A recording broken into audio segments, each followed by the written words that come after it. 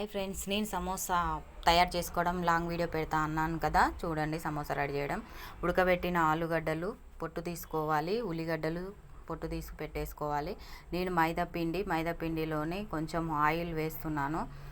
Oil వేసుకొని కలుపుకోవాలి, ఎందుకంటే పిండి స్మూత్గా వస్తుంది కాబట్టిగా. ఫస్ట్ ఆయిల్తోని బాగా కలపాలి. ఆయిల్ వేసాక తర్వాత కొంచెం కొంచెం వాటర్ వేసుకొని ఇలా రౌండ్ షేప్ ఇలా ముద్ద చేసుకోవాలి. పిండిని మాత్రం బాగా కలుపుకోవాలి, గట్టిగా కలుపుకోవాలి. మైదా పిండి కదా, చాలా ఉంటుంది. మొత్తానికి ఇలా కలిపాను.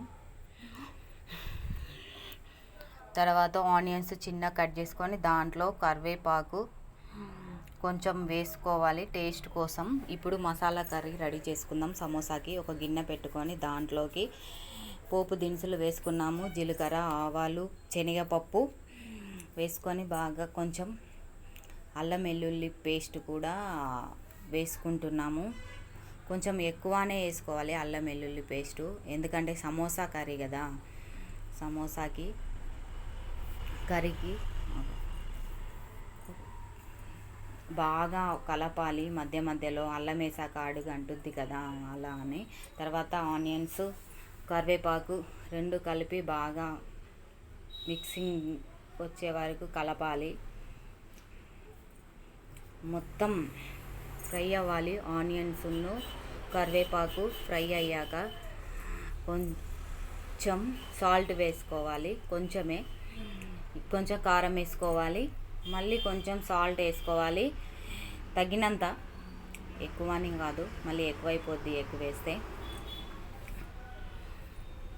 సాల్ట్ వేసుకున్నాక కొంచెం మళ్ళీ కలుపుకోవాలి మొత్తాన్ని, మిశ్రమాన్ని. Samosa curry ready. Samosa curry చూడండి ఎంత బాగా వచ్చిందో. ఇప్పుడు మనం ముందుగా కలిపి పెట్టుకున్న పిండిని చిన్న చిన్న ఉండల్లాగా చేసుకోవాలి. చపాతీ ఉండల కంటే కొంచెం ఎక్కువనే చేసుకోవాలి, ఎందుకంటే సమోసాకి కదా. ఉండలని ఆయిల్లో ముంచి ఇలా చేసుకోవాలి. చపాతీ లాగా చేసుకోవద్దు, పెద్దగా రోల్ ఇట్లా స్ట్రేట్గా చేసుకోవాలి, ఎందుకంటే సమోసా లాగా షేప్ రావాలి కదా. పెద్దగా చేసుకొని దాన్ని చాలా పెద్దగా మధ్యలో కట్ చేసుకోవాలి. కట్ చేసుకున్న తర్వాత అవన్నీ అలా ముందుగా ప్రిపేర్ చేసి పెట్టేసుకోవాలి. మొత్తం ఉండలన్నీ ఒకేసారి చేసేసుకున్నాం మేము. చేసుకున్న తర్వాత ఇప్పుడు మెయిన్ ఈ సమోసా చేసే దగ్గరే ఉంటుంది. చాలా జాగ్రత్తగా కొంచెం వాటర్ తడిపి చేతి మీద ఇలా వేసుకొని ఫస్ట్ ఇట్లా రోల్ చేసుకొని తర్వాత ఇటు సైడ్ రోల్ చేసుకొని దాన్ని కొంచెం గట్టిగా ప్రెస్ చేసుకోవాలి, ఎందుకంటే మసాలా కర్రీ బయటికి రాకుండా ప్రెస్ చేసుకోవాలి మెల్లమెల్లగా.